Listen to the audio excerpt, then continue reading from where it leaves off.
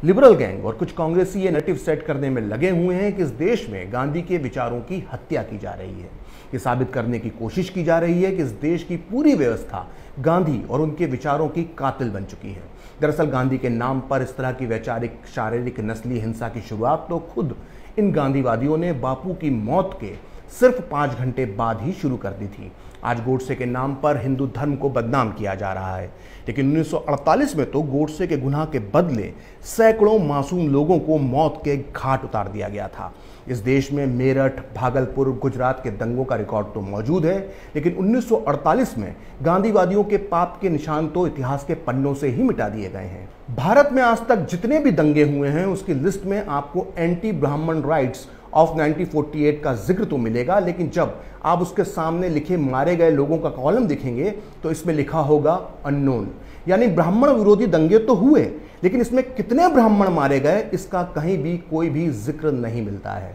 आखिर ये जिक्र क्यों नहीं है? क्यों इतिहास के इस काले पन्ने को मिटा दिया गया है? इसकी वजह सिर्फ एक है कि आने वाली पीढ़ी को ये कभी पता नहीं चले कि गांधी टोपी पहनने वाले अहिंसा के पुजारियों ने कैसा खूनी खेल खेला था। लेकिन आज मैं खरी बात में आपको तथ्यों, तर्कों और सबूतों के साथ बताऊंगा कि कैसे गांधी की हत्या के बाद इस देश में ब्राह्मणों का नरसंहार किया गया था। ये तो सबको पता है कि 30 जनवरी 1948 की शाम 5:17 पर गोडसे ने बापू की जान ले ली थी, लेकिन उसके बाद क्या हुआ था ये किसी को नहीं पता। दरअसल 30 जनवरी 1948 की देर रात तक पूरे भारत में ये खबर फैल गई थी कि गांधी के हत्यारे का नाम नाथूराम विनायक गोडसे है और उसकी जाति चितपावन ब्राह्मण है। सोचिए, 4 से 5 घंटे के अंदर गोडसे की पहचान, उसका धर्म, उसकी जात और उसकी जात में भी वो कौन सा ब्राह्मण है, ये सब जानकारी महाराष्ट्र के उन्मादी कांग्रेसी गांधीवादियों को मिल गई थी। वो भी उस दौर में जब सोशल मीडिया तो छोड़िए, हर किसी के पास फोन तक नहीं होता था। निश्चित तौर पर इसके पीछे नेहरू सरकार का दिमाग काम कर रहा था। खैर, देखते ही देखते खुद को अहिंसा के पुजारी कहने वाले कांग्रेसी कार्यकर्ताओं ने पूरे महाराष्ट्र में ब्राह्मणों का कत्लेआम शुरू कर दिया। 1984 में जिस तरह से कांग्रेस के कार्यकर्ताओं ने सिखों की जान ली थी, उसी तरह से 1948 में गांधीवादियों के निशाने पर थे महाराष्ट्र के चितपावन ब्राह्मण। सबसे पहले दंगा मुंबई में शुरू हुआ और उसी रात 15 लोग मारे गए और पुणे में 50 लोगों का कत्ल किया गया। भारत में खबर छपी या नहीं ये तो नहीं पता, लेकिन अमेरिकी अखबार वॉशिंगटन पोस्ट और न्यूयॉर्क टाइम्स के अलावा कुछ और विदेशी अखबारों ने इस कत्लेआम को अपनी हेडलाइन बनाया, जो इस वक्त आप अपनी स्क्रीन पर देख सकते हैं। मैं आज आपको सिलसिलेवार तरीके से बताऊंगा कि किस तरह से कांग्रेसी कार्यकर्ताओं ने गांधी की हत्या के बाद चुन चुन कर ब्राह्मणों को अपना निशाना बनाया, लेकिन मेरी बात पर कोई कांग्रेसी सवाल ना उठाए, इसलिए मैं सबसे पहले हवाला देना चाहूंगा एक ऐसे शख्स का जिसकी कांग्रेस के प्रति निष्ठा पर कोई सवाल नहीं उठा सकता। मैं बात कर रहा हूं मध्य प्रदेश के पूर्व मुख्यमंत्री द्वारका प्रसाद मिश्रा की। यह आपको पता होना चाहिए कि इंदिरा गांधी को प्रधानमंत्री बनाने में डीपी मिश्र का बहुत बड़ा योगदान था, लेकिन डीपी मिश्र की सबसे बड़ी खासियत ये थी कि वो निष्पक्ष तरीके से अपनी बात रखते थे। 1948 में डीपी मिश्र सेंट्रल प्रोविंस के गृह मंत्री थे, जिसमें आज के मध्य प्रदेश के कुछ हिस्से के अलावा महाराष्ट्र के विदर्भ का हिस्सा भी आता था।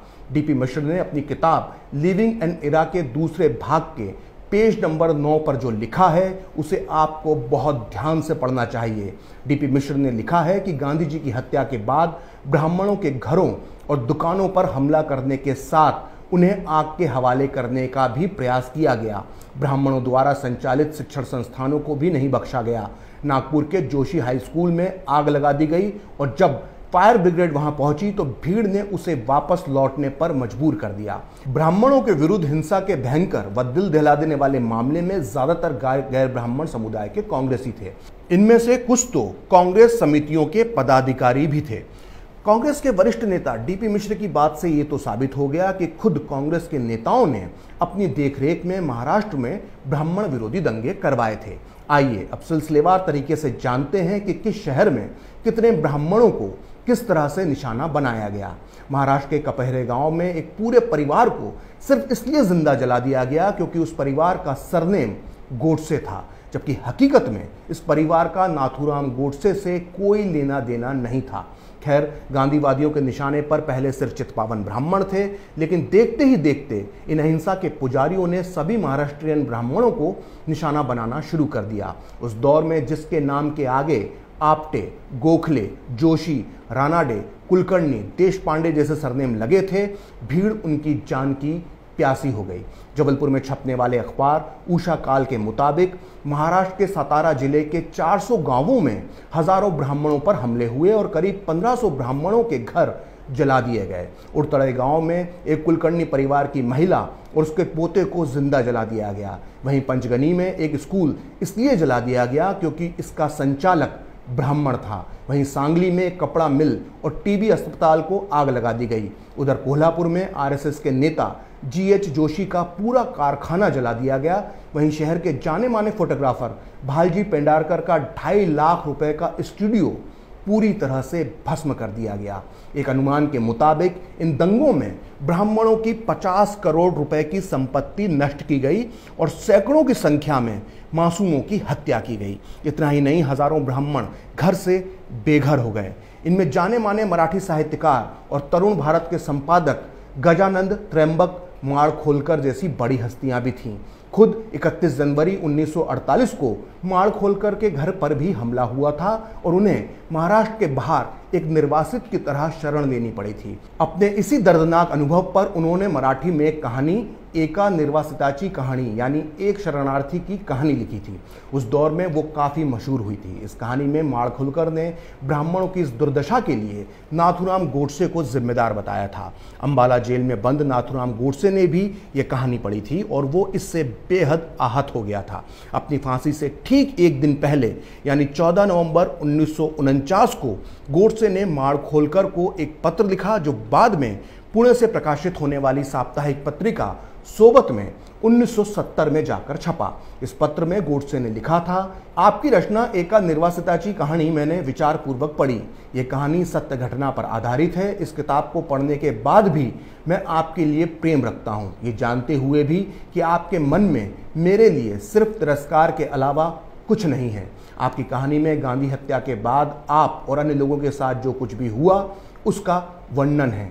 आपको इस बात का दुख है कि गांधी की हत्या करने वाला आपके समाज में से ही एक है। इससे आपको दुख और लज्जा महसूस हुई होगी। गांधी हत्या के बाद जो घटनाएं हुई थीं उसे जानने के बाद मेरी भावनाएं भी कुछ हद तक आपके जैसी ही हो गई थीं। लेकिन गांधी जी ने शुरू से ही हिंदुओं पर दया के नाम पर भयानक आघात किया। दिल्ली में ठंड में हिंदू शरणार्थी जब पेड़ों के नीचे नहीं रह पाए तो वो अपनी जान बचाने के लिए मस्जिदों की छत के नीचे चले गए। लेकिन गांधी जी ने अपने प्राणों को दांव पर लगाकर उन्हें मस्जिदों में नहीं रहने दिया। शरणार्थियों को रहने की जगह ना देकर गांधीवादी सरकार ने हजारों पुरुषों, स्त्रियों और बच्चों को ठंड के दिनों में गटर और सड़क के किनारे रहने को मजबूर किया। श्री माड़खोलकर जी, सिर्फ एक पल के लिए सोचिए कि उन हजारों विस्थापित पंजाबी महिलाओं में से एक आपकी भी धर्मपत्नी होती। नहीं, इस कल्पना को पल भर से भी ज़्यादा अपने मन में ना रखें। किंतु ये सवाल मैं आपसे पूछता हूँ कि आप इस तरह के अत्याचार करने वाले मनुष्य के विषय में किस भावना से लिप्त होंगे। ये कहानी भावनात्मक कल्पना नहीं है बल्कि हकीकत है। गोडसे ने जो किया था उसका कोई भी बचाव नहीं कर सकता और ना उसे करना चाहिए। लेकिन उसके बाद जो गांधीवादियों या उस वक्त के कांग्रेसी कार्यकर्ताओं ने किया उसका हिसाब कौन देगा। गांधी हत्या के बाद हुई ब्राह्मण विरोधी हिंसा में सबसे दुखद अंजाम हुआ था स्वतंत्रता सेनानी डॉक्टर नारायण सावरकर का। नारायण सावरकर वीर सावरकर के सबसे छोटे भाई थे। गांधी की हत्या के एक दिन बाद पहले तो भीड़ ने रात में वीर सावरकर के घर पर हमला किया, लेकिन जब वहां बहुत सफलता नहीं मिली तो शिवाजी पार्क में ही रहने वाले उनके छोटे भाई डॉक्टर नारायण सावरकर के घर पर हमला बोल दिया। डॉक्टर नारायण सावरकर को घर से बाहर खींचकर निकाला गया और भीड़ उन्हें तब तक पत्थरों से लहूलुहान करती रही जब तक कि वो मौत के मुहाने तक नहीं पहुंच गए। इसके कुछ महीने बाद ही डॉक्टर नारायण सावरकर की उस रात को लगे घावों की वजह से मौत हो गई। मुझे पता है कि कुछ लोग बोलेंगे कि वीर सावरकर ने तो अंग्रेजों से माफ़ी मांगी थी, गांधी हत्याकांड में उनका नाम आया था। ठीक है, लेकिन इसमें उनके छोटे भाई और स्वतंत्रता सेनानी डॉक्टर नारायण सावरकर का गुनाह क्या था जिसके लिए उन्हें पत्थर मार मार कर मौत की सजा दे दी गई। आप ही बताइए कि आज़ादी का ये सिपाही क्या ऐसी दर्दनाक मौत का हकदार था। दरअसल कांग्रेसी चुन चुनकर ब्राह्मणों और उनमें भी खासकर संघ के कार्यकर्ताओं को अपना निशाना बना रहे थे। जाहिर है ये सब हो रहा था, देश के प्रधानमंत्री नेहरू को भी इसकी जानकारी थी और उन्हें अपने कार्यकर्ताओं को सख्ती से समझाना चाहिए था, लेकिन वो खुद महाराष्ट्र में आकर लोगों को उकसाने वाले बयान दे रहे थे। नेहरू ने 14 मार्च 1948 को महाराष्ट्र के वर्धा में जो भड़काऊ बयान दिया था, उसे नेहरू के चमचों और गुलामों को बहुत ध्यान से सुनना चाहिए। नेहरू ने वर्धा में सर्वोदयी समाज में दिए अपने भाषण में कहा था कि महात्मा गांधी की हत्या आरएसएस ने ही की है। यह हत्या संघ की ही विचारधारा का परिणाम है। इस संघ का मुकाबला करने के लिए मैं सत्ता छोड़कर मैदान में आने के लिए तैयार हूं। सोचिए, देश के प्रधानमंत्री को शांति की बात करना चाहिए तो और वो ऐसे तनावपूर्ण माहौल में एक संगठन के खिलाफ मैदान में उतरकर मुकाबला करने की बात कर रहे थे। इतना ही नहीं, नेहरू सरकार ने ब्राह्मण विरोधी दंगों की सच्चाई कभी लोगों के सामने नहीं आने दी। उनके बाद की सरकारों ने भी यही किया और उसका सबूत मिलता है मशहूर अमेरिकी लेखक मॉरिस पैटरसन की एक रिसर्च पेपर में, जिसका नाम है the shifting fortunes of Chitpavan Brahmins focus on 1948। Morris ने इस रिसर्च पेपर में जो भी लिखा है वो सब दर्ज है इस किताब में, जिसका नाम है गांधी एंड गोडसे, जो इस वक्त मेरे हाथ में है। इस किताब में लिखा गया है कि मॉरिस पैटरसन जब गांधी हत्याकांड के बाद 2 दशक बाद चित्पावन ब्राह्मणों पर रिसर्च कर रही थी, तो उन्हें इस दौरान पुलिस ने उन फाइलों तक नहीं पहुंचने दिया जो 1948 के ब्राह्मण विरोधी दंगों से संबंधित थी। मॉरिस ने अपनी रिसर्च में पाया कि गांधी हत्याकांड के बाद सबसे ज्यादा हिंसा हिंदू राष्ट्रवादियों के गढ़ मुंबई, पुणे और नागपुर में नहीं हुई, बल्कि सातारा, बेलगांव और कोल्हापुर में हुई। गांधीवाद, अहिंसा और शांति का ढोंग करके दूसरों को निशाना बनाने वाली सोच आज 2 अक्टूबर 2020 को भी जिंदा है। इस देश में गुजरात के मुस्लिम विरोधी दंगे और 84 के सिख विरोधी दंगों की बात तो की जाती है, लेकिन कोई आपको यह नहीं बताता कि कैसे गांधी की हत्या का बदला सैकड़ों निर्दोष ब्राह्मणों की हत्या करके लिया गया था। दरअसल हमेशा ब्राह्मणों को खलनायक की तरह प्रस्तुत करने वाले वामपंथी इतिहासकारों को यह सूट नहीं करता है कि वो कभी उस घटना के बारे में बताएं जिसमें ब्राह्मणों को शिकार बनाया गया था। इसलिए बहुत सफाई के साथ गांधी की हत्या के बाद हुए ब्राह्मण नरसंहार की घटना को बहुत चालाकी से छुपा लिया गया है, लेकिन अब ऐसा नहीं होगा। फिलहाल खरी बात प्रखर के साथ में इतना ही। आप चाहें तो मुझसे जुड़ने के लिए मेरे फेसबुक पेज प्रखर श्री 78 को लाइक कर सकते हैं, और अगर ट्विटर पर आप मुझसे जुड़ना चाहते हैं तो मेरा ट्विटर हैंडल है प्रखर श्री 78। अगर आपको ये वीडियो पसंद आया तो इसे लाइक करें, शेयर करें और कैपिटल टीवी को सब्सक्राइब करें। नमस्कार। अगर आपको हमारा वीडियो पसंद आया हो तो इसे लाइक करें, हमारे चैनल को सब्सक्राइब करें और हाँ, बेल आइकन दबाना ना भूलें ताकि आप तक हमारे वीडियो की नोटिफिकेशन पहुंचती रहे। आप अपना सुझाव हमें कमेंट बॉक्स में दे सकते हैं। हमारे साथ जुड़ने के लिए शुक्रिया।